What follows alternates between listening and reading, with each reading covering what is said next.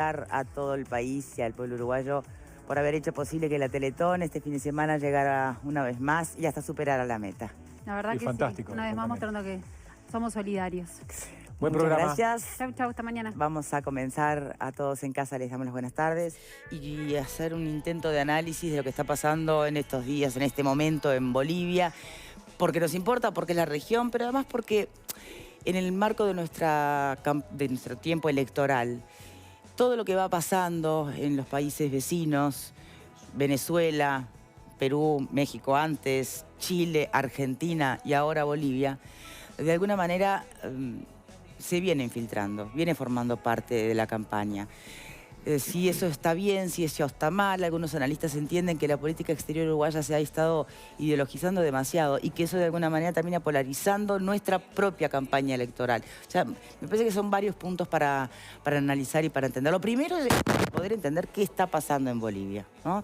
En instantes vamos a tener una comunicación con la jefa de redacción de un medio de prensa, El Deber, de Bolivia, la periodista Mónica Salvatierra. Vamos a tener, y está ya con nosotros como invitado, el analista político Esteban Valenti. Vamos a tener también un móvil con la senadora Constanza Moreira. Pero antes, hasta donde tenemos la información, los hechos constatables, los podemos ver aquí.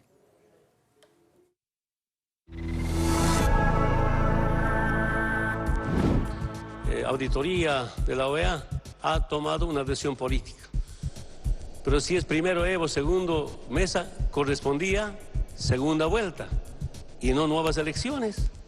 Son decisiones políticas. Entiendo que tal vez para aportar en temas de pacificación, pero no comparto su informe en la parte técnica jurídica. Ahora me he convencido cómo algunos técnicos de la OEA están al servicio no de las familias humildes, sino de grupos de poder. Ante la escalada de conflicto que atraviesa el país y luego de analizar la situación conflictiva interna, sugerimos al presidente del Estado que renuncie a su mandato presidencial, permitiendo la pacificación y el mantenimiento de la estabilidad por el bien de nuestra Bolivia. Quiero que sepan mis hermanas y hermanos, estoy renunciando para que Mesa y Camacho no sigan haciendo patear, quemar sus casas de mis hermanos. Duele ver eso. Por eso hemos decidido renunciar a nuestros cargos. Esperamos que nunca más haya esta clase de pateaduras. Al pueblo boliviano, que siempre vamos a estar a su lado. Y vamos a cumplir la sentencia de Tupac Katari. Volveremos, volveremos y seremos millones.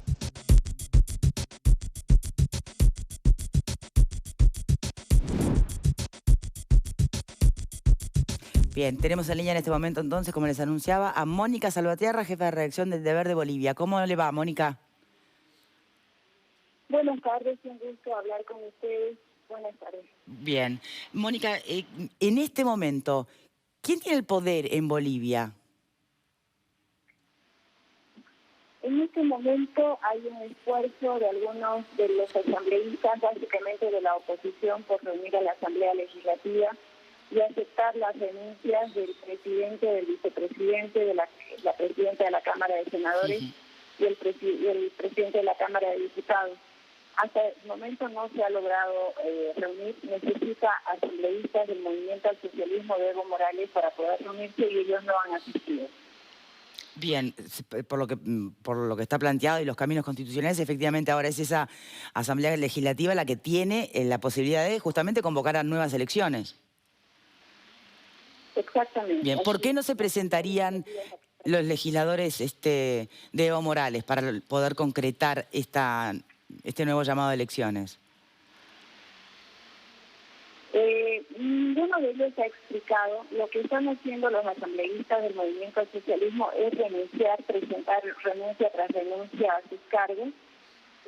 Todas se presentan a una asamblea que no puede sesionar porque no tiene quórum y todavía no ha podido instalarse. Entonces hay interpretaciones políticas que creen que es una jugada del MAS para ir a iniciar la renuncia de Evo Morales y de Álvaro García Linera.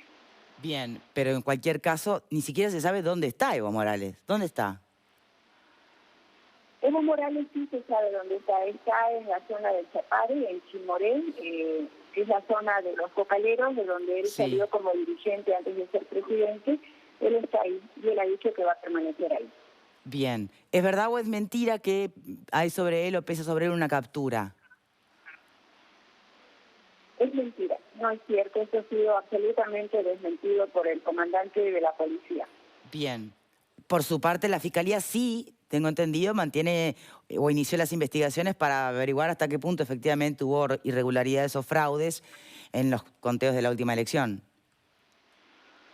Sí, ese es otro escenario. Los vocales del órgano electoral, todos los vocales, los que no han sido aprendidos están siendo buscados, pero la presidenta del Tribunal Supremo Electoral, el vicepresidente del Tribunal Electoral están detenidos y están prestando declaraciones en este momento. Igualmente los responsables de los tribunales departamentales. La presidenta del órgano electoral nacional dijo que ella, en alguna parte de su declaración preliminarmente se conoce que ella tuvo presiones para actuar como actuó. Ah, bien. Mónica, yo sé que es difícil y sobre todo en plena crisis poder hacer un análisis objetivo de lo que está pasando hoy o por qué se llega al estado actual en Bolivia.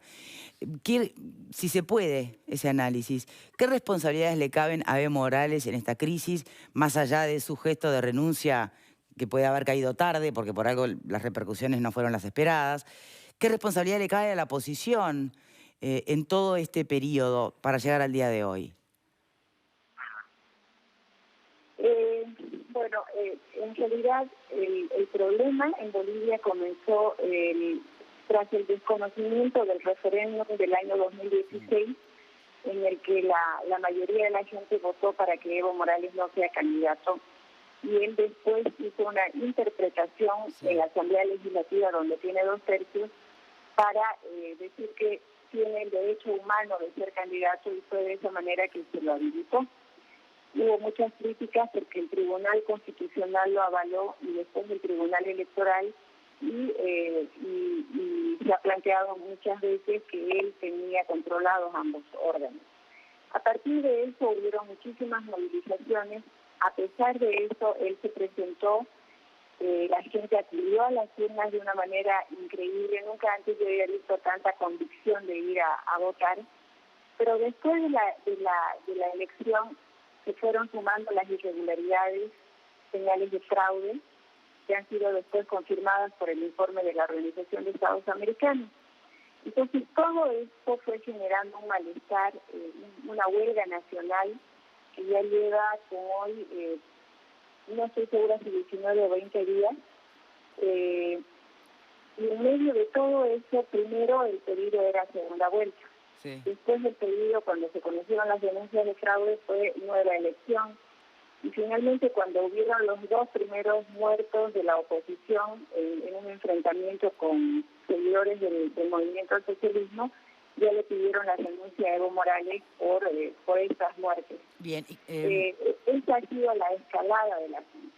Bien. Hoy en día se confirma que hay, porque uno escucha desde el oficialismo, es más, las explicaciones que da Evo Morales de por qué renuncia, plantean un escenario de que, bueno, porque por lo menos nos están persiguiendo políticamente y asesinando a nuestras familias de políticos y opositores. ¿Qué hay de verdad en todo eso? ¿Qué hay de riesgo real de que se configure algo más violento de lo que estamos viendo ya? ¿O es una forma de victimización? Hay un riesgo de que se violente más el país. Lo que sí es cierto es que los enfrentamientos comenzaron después de que el presidente en un discurso, justo el día de su cumpleaños, dijo que si seguían el paro las ciudades, iban sus sectores a acercar las ciudades para que no les llegue alimentos y a ver si aguantaban. A partir de ese momento, seguidores del MAS empezaron a atacar, a acercarse a los lugares donde había un paro, y se produjeron estos enfrentamientos que dejaron 2 muertos, primero en Santa Cruz, después un muerto más en Cochabamba, y es cierto que también ha habido una reacción fuerte y dura ha habido una alcaldesa del movimiento al socialismo que fue humillada. Sí, hinchada, feo, de verdad, sí. Humillada, fue muy fuerte eso. Y en este momento, anoche, por ejemplo, después de que renunció Evo Morales, mucha gente salió a celebrar en varias poblaciones del país. Y en Yapacaní, que es un pueblo cercano a Santa Cruz, los seguidores del MAS empezaron a golpear a la gente que estaba celebrando y terminó esto con la casa del subgobernador, que es de la oposición, quemada y su vehículo quemado.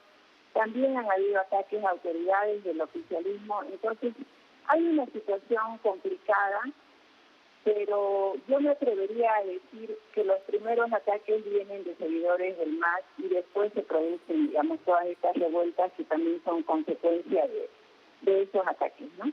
La renuncia de Evo Morales, él dice que hay un golpe, que la lucha continúa, y el vicepresidente Álvaro García Linera termina su carta de renuncia diciendo volveremos y seremos millones. Entonces, mucha gente, muchos analistas aquí en Bolivia consideran que eso, más que una renuncia, de verdad es como un llamado a los movimientos sociales que apoyan al gobierno para que lo defiendan, ¿no?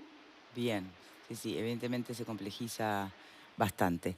Mónica, yo te agradezco muchísimo por este tiempo. Ojalá pudiéramos conversar un poco más, pero viste que la comunicación no está tan clara y tengo miedo que se pierda parte de lo que nos estás narrando. De todas maneras, hasta aquí ha sido una puesta a punto, al menos desde tu perspectiva, bien clara. Muchas gracias.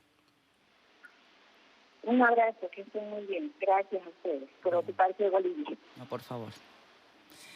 Esteban Valenti, ¿en clave de qué hay que entender lo que está pasando en Bolivia? ¿En clave de ideología? ¿En clave de crisis institucional? La ideología está siempre. Sí. El sentido común trafica ideología, decía Berté, y es una gran verdad. Ahora, los dos parámetros en que hay que verlo es, uno, la situación regional, que es realmente explosiva. Pero en concreto, ¿fue un golpe de Estado o no? No, yo creo que está al borde. Pero, ¿Qué configuraría? ¿Que tomen la autoridad de las Fuerzas Armadas? Que no haya elecciones de inmediato, que no puedan participar todos los partidos. Bien. Pero el otro componente, además de la regional, es la enfermedad del caudillismo en la izquierda latinoamericana. Es decir, uno de los gobiernos más exitosos de América Latina en términos absolutos, que durante 13 años creció al 4,9%. Que nacionalizó sus recursos, que subieron los salarios, la economía. Que ganó con 54%, después 64%, después 64%, después tuvo un traspié en un referéndum donde perdió por 3 puntos, pero perdió la posibilidad de que se presentara. Y el caudillismo lo llevó a presentarse por cuarta vez contra un plebiscito perdido en la ciudadanía donde tenía su fuerza. Los indicadores sociales en Bolivia, en un país que tiene 58% de indígenas, y este es el primer presidente indígena de la historia. En toda la historia independiente de Bolivia hubo 88 gobiernos. Pasó desde el 2006 al 58% de pobreza al 39% actual. Es altísimo, pero comparativamente es terrible. Pero además, el PBI se multiplicó por 286%. Es decir, ¿Y por qué ese referéndum clave, que fue el que después él sorteó de forma, para muchos, fraudulenta? Porque la gente... ¿Por qué? ¿Por qué perdió ahí? No me voy a poner a interpretar, digamos, cuál fue el sentimiento en ese momento, pero es notorio que en medio de éxitos de todo tipo, la gente quería que incluso el MAS pusiera otro candidato. Y sin embargo, Morales, que se consideró que era el único capaz de interpretar ese cambio, forzó la situación de tal manera, como ha pasado en otros países de América Latina, como ha pasado, al punto que se presentó nuevamente.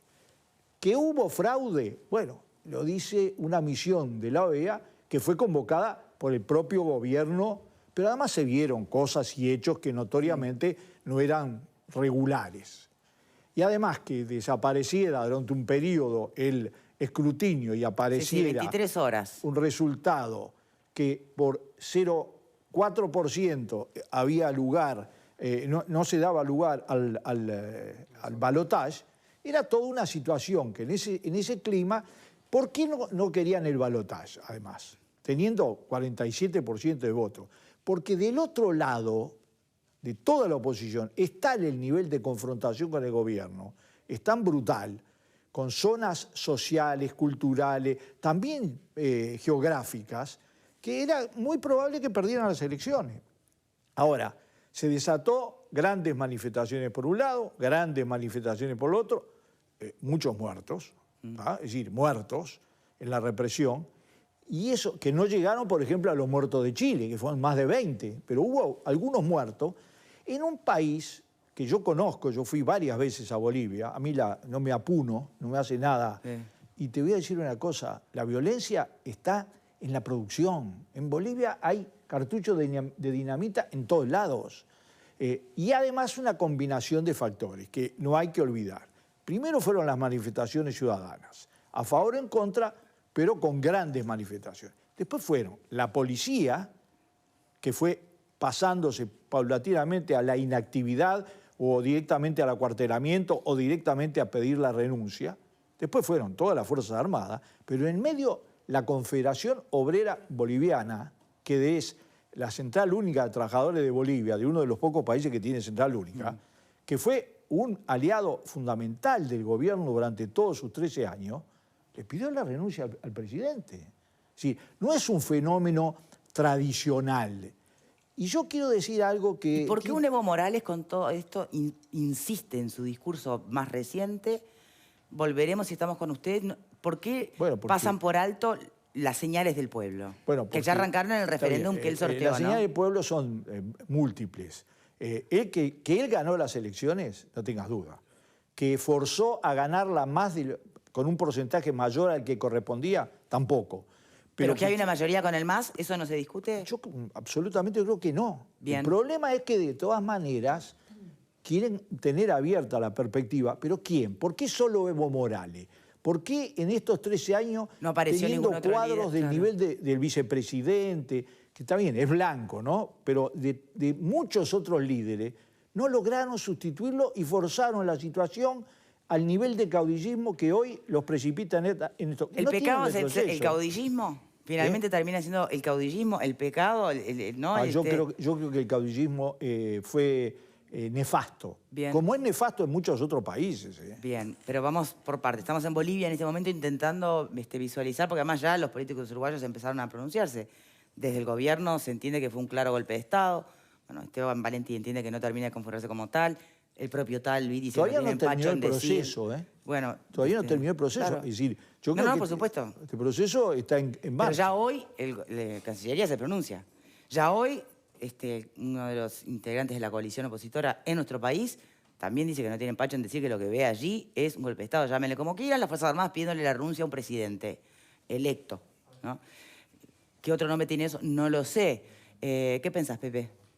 Tiene un collar en el cuello que dice Bobby, ladra y tiene 4 patas. Es un perro. Esto es un golpe de Estado, claramente.